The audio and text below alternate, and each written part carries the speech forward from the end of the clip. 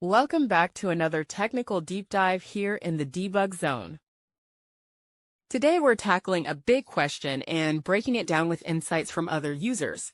Hopefully this clears up some misconceptions and helps you get the answer you need. So buckle up, stay a little curious, and let's jump right in.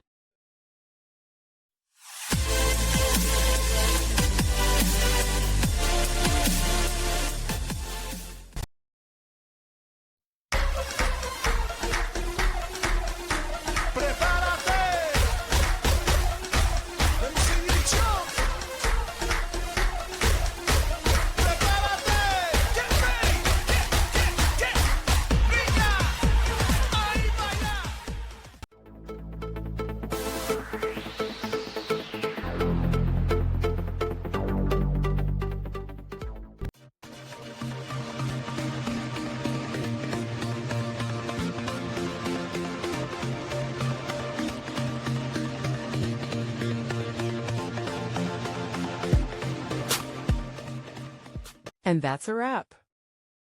I hope you found the answer you were looking for. If you did, take a second to hit that subscribe button. It really helps out. And let me know in the comments which solution worked best for you. See you next time in the debug zone.